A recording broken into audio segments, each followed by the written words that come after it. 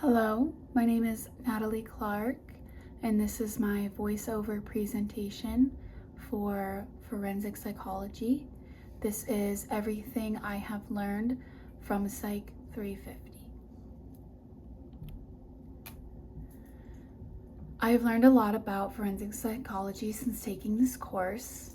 My purpose in this presentation is to enlighten more people on why exactly these concepts matter and how they apply to real-world scenarios and problems.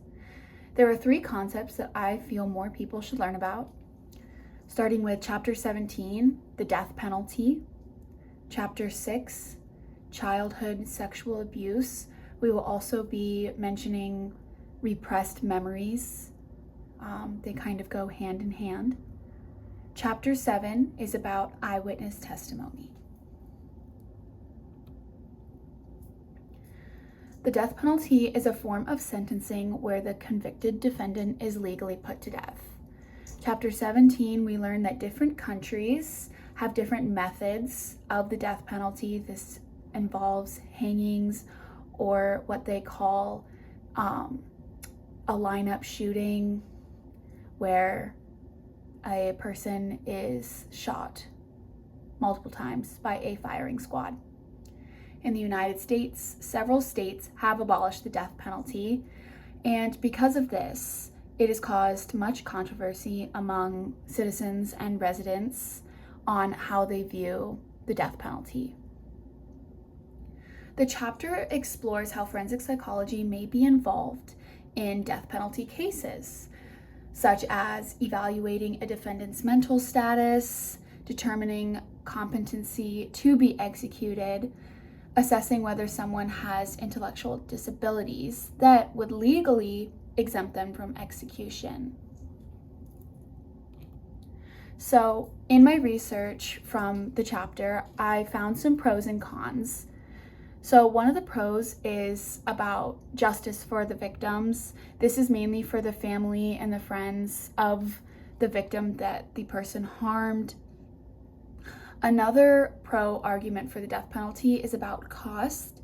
It does cost a lot to keep a prison or jail running, so eliminating people by death technically does save money.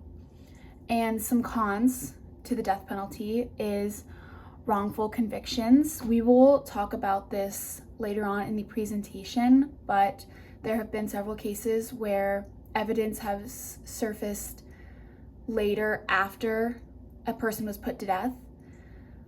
Racial and social economic bias. So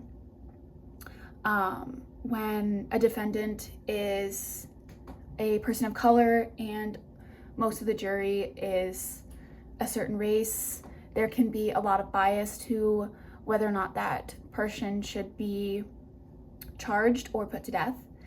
And lastly is moral and ethical concerns. This has a lot to do with religion. People know that they're not actually killing somebody, but morally they feel like they have killed somebody since they agreed to legally put somebody to death. Why should someone care about the death penalty? I chose this concept because it highlights how high the stakes are in our justice system. Once somebody is executed, there is no going back, even if new evidence later shows that they were innocent. This concept kind of made me realize that the death penalty isn't about punishing crime. It's about how we define justice and whether our system can carry out such a permanent punishment fairly and without error. The error is, like we talked about before, about the wrongful convictions. If we want justice to be truly fair and equal, we need to understand the serious risks involved with capital punishment, especially given the possibility of irreversible mistakes. In learning about the death penalty in forensic psychology, it forces society to ask hard questions about fairness, guilt, and what it truly means to serve justice. Next is from Chapter 6, Child Sexual Abuse. Chapter 6 revealed a lot about how childhood trauma can impact someone's behavior. We learned that when questioning a child's safety, it has to be done in a proper environment. This helps to reduce bias and open-ended questioning. Open-ended questioning can lead a child to not give a specific answer, rather they can say yes or just no. Sexual abuse also affects recovered memories. Victims can experience traumatic repressed memories. However, it's difficult to use repressed childhood memories in a case since there is no physical evidence. They are treated with caution due to concerns about reliability. This has been an issue for many years about certain people remembering after years of enduring sexual abuse, and when it came time to report it, they had no physical evidence, therefore the case was dismissed. The Ingram case. So I have a little video that talks about the case. Those memories, even if you denied it at first, just like the case of Paul Ingram.